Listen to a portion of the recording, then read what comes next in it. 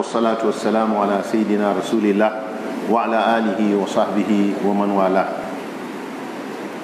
أما بعد wannan tambaya ta farko Allah ya ƙara wa malam lafiya. Malam dan Allah amin, me hukuncin yin sallah da niqabi, wai shin ya halatta ko bai halatta ba? Saboda wasu sun yi min magana a kai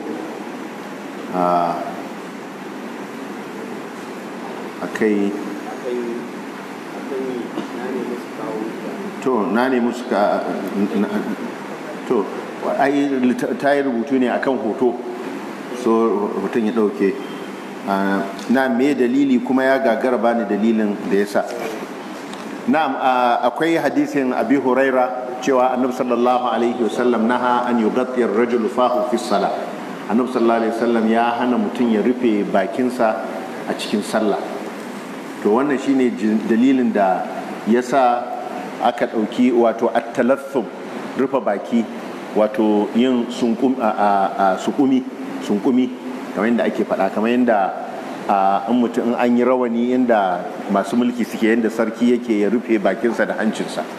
To shine at-talaffum, na nau'i ne na girman kai, nau'i ne na jiji da kai. To an hana yin haka a cikin sallah. To sai malamai suka yi ilhaƙin niqabi, mace ta sanya niqabi a cikin sallah, kamar yadda ya zo a cikin makruhatus sala a cikin muktasar, inda ya ambaci wanti qabul mar'a da kuma mace ta sanya niqabi bina'an akan wannan. Wanti shine mai taji wal iklil yake cewa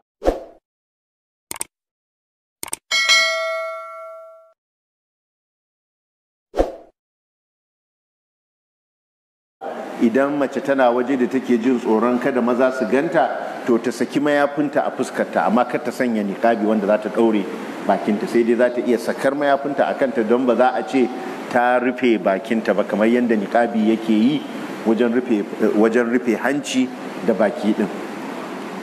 Saboda aiki da wannan hadisin ne wanda yake shine aula. Idan mace za ta yi sallah, kar ta sanya niqabi, amma babu laifi za ta iya rufe fuskarta da mayafi, musamman in tana waje da ba ta so maza su ga fuskarta.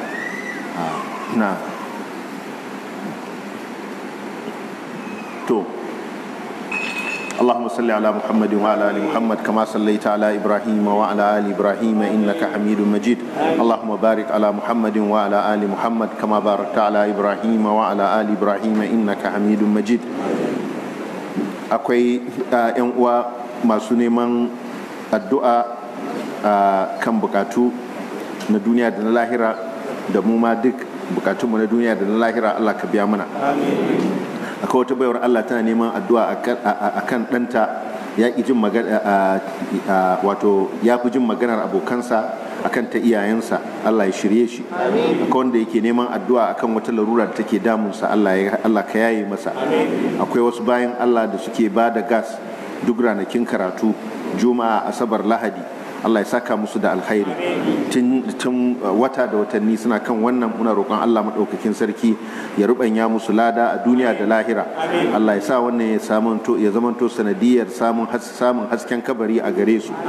Akwai wanda zai tafiya a wannan mako, muna roƙon Allah ya ba shi dacewa, ya kai shi lafiya, ya dawo da shi lafiya. Akwai yaranmu da suke jarabawa a jami'o'inmu na nan gida da wanda suke jami'o'i na waje da wuraren karatu na waje, muna roƙon Allah ya ba su nasara, Allah ya inganta, Allah ya ba su nasara da muwafaka da kuma samun dacewa